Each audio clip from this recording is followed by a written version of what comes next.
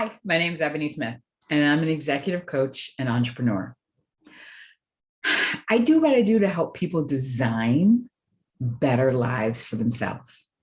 I spent many years in corporate doing risk management. And whether I was managing operational risk around construction sites or emergency response, or if I was doing financial risk management on the trading floor, originating deals for oil derivatives, risk management was who I was at my core. I believe that many people have the power to design a better career for themselves. They just don't know which tools are available to them.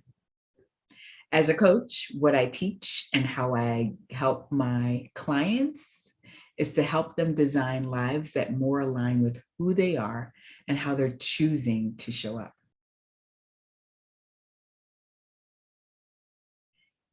Overcoming fear is a tough one. It's not something that we all want to act on every day. I remember just before I left my corporate job, I was on vacation, and that year, for some reason, I'd done 2 personal retreats, one in the Andes, so hiking around Machu Picchu, and then the second one, I went to the Himalayas about 5 months later and was trekking to various temples to meditate while in Bhutan.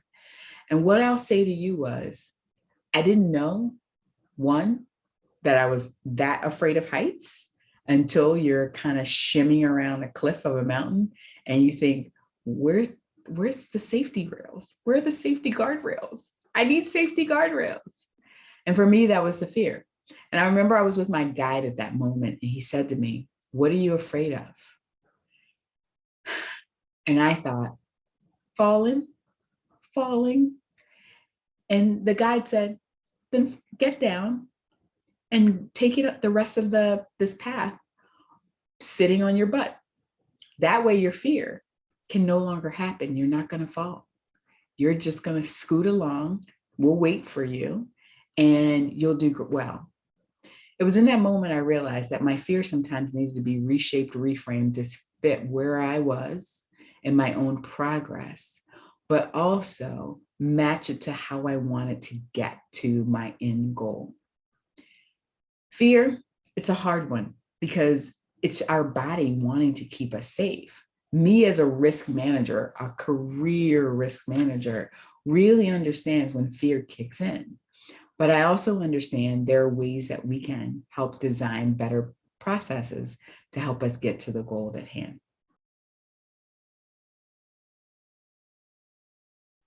My entrepreneurship journey, I would say, is accidental, honestly. I had a 1-year non-compete that, as a part of me leaving my corporate position, that I had to take. And I went to coaching school just to be a better leader when I went back to corporate. In my mind, I was going back. I was just taking this little break as mandated by my employment contract. And then I was going to go back. I went to coaching school to honestly transform myself. One of the things I'll tell you is the most fearful moment I'd had in my career up until that moment was the first Monday of my garden leave, realizing for the first time since I was 4 years old and going to preschool, I had no place to be by 9 a.m. I wasn't on vacation. I wasn't relocating. I wasn't taking a break. I wasn't at a conference. I literally had a free agenda and calendar for the next year. That was a fearful moment professionally for me. The first week or two, honestly, I just sat on the couch in workout clothes. I did not work out, let's be clear. But what I did do was start to have conversations with friends and eat a bunch of junk food. From there, they said, "Oh, you should try this program. You should go to this conference." And it was one particular entrepreneurial conference that I went to that lit a spark in me. I'd already started coaching school by that point, and I got to spend 4 days with a few thousand people that were all entrepreneurs. And it was everything that I needed in that moment. I realized that entrepreneurship, small business owners, I prefer to call myself a small business owner, it wasn't that far off. It was definitely something that was attainable for me. I just needed a great idea and a business plan. And from there, I got my first clients. And it all started with that first step. I won't say that I was super profitable in those first years, but I will say that I had a passion for learning. And I realized that being in those spaces and places with other people that were carving their own path in the business world, those were the spaces and places I needed to be. So the way that I keep myself motivated is I have a mastermind group. It's not a paid one. It's one that contains of 5 women. We're all business owners. We're all essentially in similar industries, but we've made the commitment to meet once a week to support each other in our journey.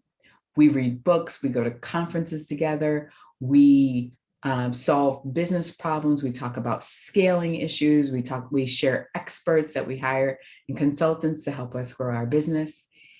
It's in that group, a group that provides me with my weekly accountability, my weekly motivation that helps to keep me going. We all need a great small group that understands our hopes and our dreams and is there to help us recognize things that we don't see, but also to encourage us when we don't see as well. So I keep going really through my weekly mastermind. It's been super helpful for me. One of the ways that I minimize fear is I go into my trusted circle.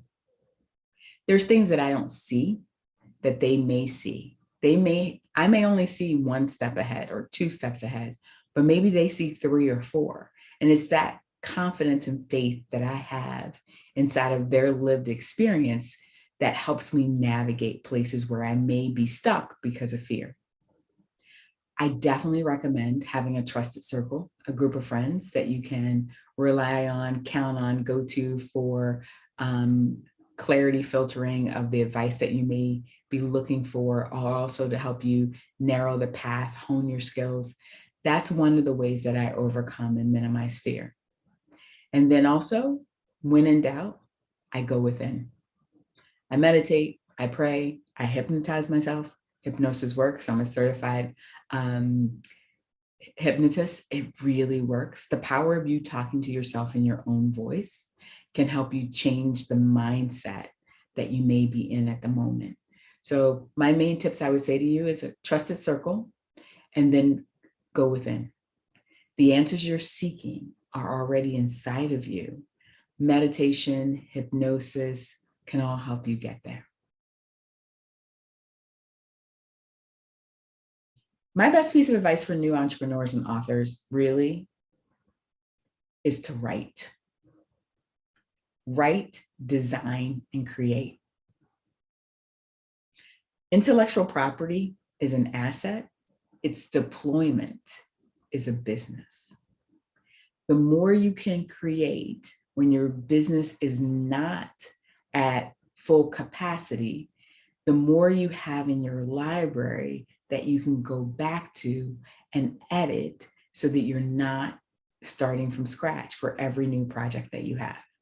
What I would definitely recommend to you is to create as much intellectual property as you can, document your processes so that you can have a standard operating procedure so that you can begin the scale process as you're growing.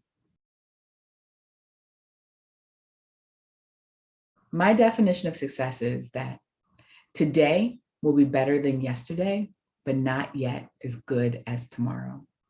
It's plain and simple. It's neurolinguistic programming. It's part of my training for hypnosis, and it works. If you tell yourself, today will be better than yesterday, but not yet as good as tomorrow, you'll know that you're always on a horizon to grow and learn and also reshape and redesign anything that didn't work for you today. I hope these words help, because in the end, we all have the power to create. It's who harnesses that power and deploys it are the people who become the change makers. So hopefully that was a good ending for you. Let me know if you need a reshoot. Happy to do that for you as well. I'm going to submit my video. Thank you.